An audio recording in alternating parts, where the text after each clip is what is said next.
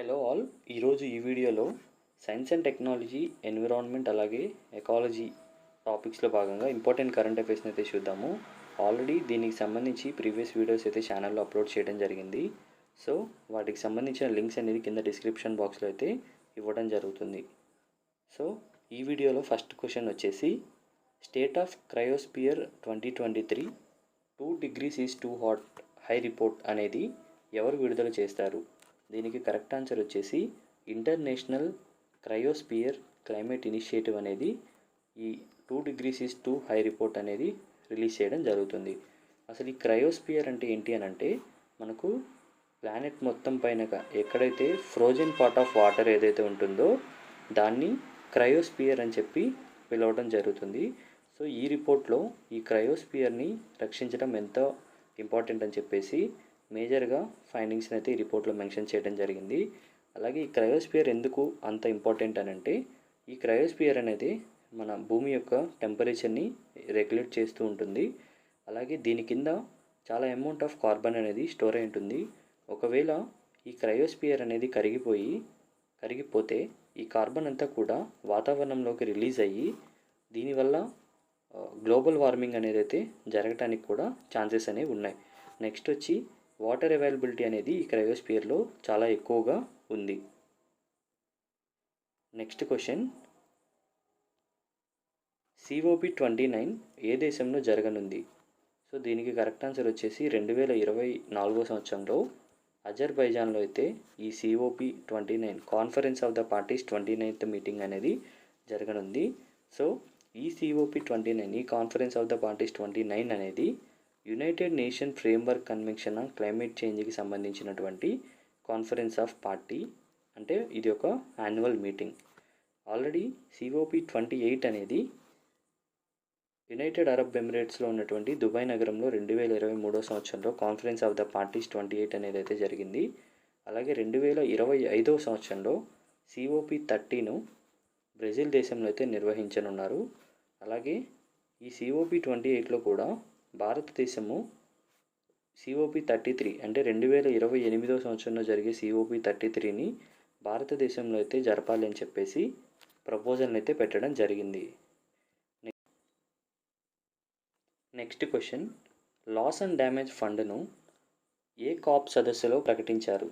దీనికి correct answer వచ్చేసి Sharm el Sheikh అంటే ఈజిప్ట్ దేశంలో ఉన్నటువంటి షర్మ్ ఎల్ షేక్లో జరిగిన COP27లో లాస్ అండ్ డ్యామేజ్ ఫండ్ను ప్రకటించడం జరిగింది.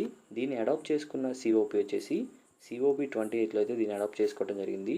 COP27 అనేది 2022 సంవత్సరంలో జరిగింది. అలాగే COP28 అనేది 2023 సంవత్సరంలో యునైటెడ్ అరబ్ ఎమిరేట్స్లో అయితే జరిగింది. సో ఈ లాస్ అండ్ డ్యామేజ్ ఫండ్ యొక్క ముఖ్య ఉద్దేశం ఏంటి అని అంటే ఏవైతే దేశాలు వాతావరణ మార్పు వల్ల ఎక్కువగా నష్టాన్ని ఎదుర్కొంటున్నాయో అలాంటి దేశాలకు కాంపెన్సేషన్ని ప్రొవైడ్ చేయడం కోసమే ఈ లాస్ అండ్ డ్యామేజ్ ఫండ్ అయితే ఏర్పాటు చేయడం జరిగింది. నెక్స్ట్ క్వశ్చన్ అయాన్ మీథేన్ రిపోర్ట్ను ఎవరు విడుదల చేశారు? దీనికి కరెక్ట్ ఆన్సర్ వచ్చేసి international methane emission observatory IMEO. ఇది యునైటెడ్ నేషన్ ఎన్విరాన్మెంట్ ప్రోగ్రామ్ కింద పనిచేస్తుంది. సో ఈ ఇంటర్నేషనల్ మీథేన్ ఎమిషన్ అబ్జర్వేటరీ అనేది అయాన్ మీథేన్ రిపోర్ట్ అనేది రిలీజ్ చేయడం జరుగుతుంది. Next question carbon credit trading స్కీమ్ను ఏ చట్టం కింద మొదటిసారిగా ప్రకటించారు? దీనికి కరెక్ట్ ఆన్సర్ వచ్చేసి ఎనర్జీ కన్జర్వేషన్ యాక్ట్ 2001 సంవత్సరంలో చేసినటువంటి ఈ చట్టం కింద carbon credit trading scheme CCTS అని చెప్పి అయితే పిలుస్తారు. దీన్ని మొదటిసారిగా ప్రకటించడం అయితే జరిగింది. నెక్స్ట్ క్వశ్చన్ నేషనల్ కార్బన్ రిజిస్ట్రీను ఎవరు ప్రారంభించారు? దీనికి correct answer United Nation Development Programme అయితే ఈ నేషనల్ కార్బన్ రిజిస్ట్రీను ప్రారంభించడం అయితే జరిగింది. ఈ నేషనల్ కార్బన్ రిజిస్ట్రీ అనేది ఒక సాఫ్ట్వేర్. ఇందులో మేజర్గా ప్రపంచంలో ఉన్నటువంటి దేశాలు ఈ కార్బన్ క్రెడిట్స్ ఏవైతే ఉంటాయో వాటిని మేనేజ్ చేయడం కోసం ఈ సాఫ్ట్వేర్ ఓపెన్ సాఫ్ట్వేర్ని అయితే లాంచ్ చేయడం జరిగింది. Next question United nation environment Programme యొక్క ప్రధాన కార్యాలయం ఎక్కడ కలదు? యుఎన్ఈపి హెడ్ క్వార్టర్స్ వచ్చేసి కెన్యాలో ఉన్నటువంటి నైరోబీలో అయితే ఈ యుఎన్ఈపి హెడ్ క్వార్టర్స్ కలవు. ఈ యునైటెడ్ నేషన్ ఎన్విరాన్మెంట్ ప్రోగ్రామ్ని 1972 సంవత్సరంలో అయితే ఎస్టాబ్లిష్ చేయడం జరిగింది. అది కూడా United Nation conference on human and environment కాన్ఫరెన్స్లో ఈ యుఎన్ఈపిని అయితే ఏర్పాటు చేయడం జరిగింది. నెక్స్ట్ క్వశ్చన్, అడాప్షన్ గ్యాప్ రిపోర్ట్ను ఏ సంస్థ విడుదల చేస్తుంది? దీనికి correct answer United nation environment Programme. Already ఇందాక డిస్కస్ చేసినట్టు దీన్ని 1972 సంవత్సరంలో అయితే ఎస్టాబ్లిష్ చేయడం జరిగింది. United Nation conference on human and environment Stockholm Brazil దేశంలో అయితే ఇది జరిగింది. అక్కడ ఈ యునైటెడ్ నేషన్ ఎన్విరాన్మెంట్ ప్రోగ్రామ్ని ఎస్టాబ్లిష్ చేయడం జరిగింది. అలాగే ఇదే ఈ అడాప్షన్ గ్యాప్ రిపోర్ట్ను కూడా విడుదల చేసింది. అడాప్షన్ గ్యాప్స్ అంటే మనము వివిధ టార్గెట్స్ని అయితే పెట్టుకోవడం జరుగుతుంది. లైక్ 2030 కల్లా ఎమిషన్స్ని ఇంతవరకు తగ్గించాలని చెప్పి ఇలా టార్గెట్స్ అయితే పెట్టుకోవడం జరిగింది. సో అందులో మనము ఎంతవరకు అచీవ్ అయ్యామని చెప్పేసి ఈ రిపోర్ట్లో అయితే మెన్షన్ చేయడం జరుగుతుంది. అలాగే next question, international big cats అలయన్స్ను ఏ దేశం ప్రారంభించింది? దీనికి కరెక్ట్ ఆన్సర్ వచ్చేసి భారతదేశం అయితే ఇంటర్నేషనల్ బిగ్ క్యాట్ అలయన్స్ని అయితే ప్రారంభించడం జరిగింది.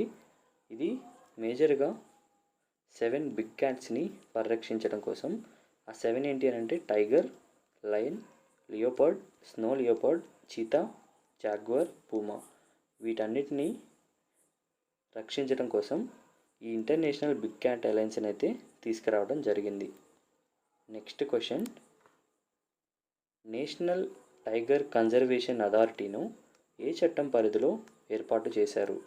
దీనికి కరెక్ట్ ఆన్సర్ వచ్చేసి వైల్డ్ లైఫ్ ప్రొటెక్షన్ యాక్ట్ 1972 ప్రకారం అయితే నేషనల్ టైగర్ కన్జర్వేషన్ అథారిటీని ఏర్పాటు చేయడం జరిగింది. ఈ యాక్ట్ను 2006 సంవత్సరంలో సవరణ కూడా చేశారు. అలాగే నేషనల్ టైగర్ కన్జర్వేషన్ అథారిటీ అనేది 2005 సంవత్సరంలో దీన్ని ఏర్పాటు చేశారు. ఈ వీడియో కనుక మీకు యూస్ఫుల్ అయినట్లయితే వీడియోని లైక్ చేసి అలాగే మరిన్ని వీడియోల కోసం ఛానల్ను సబ్స్క్రైబ్ చేసుకోండి. Thank you.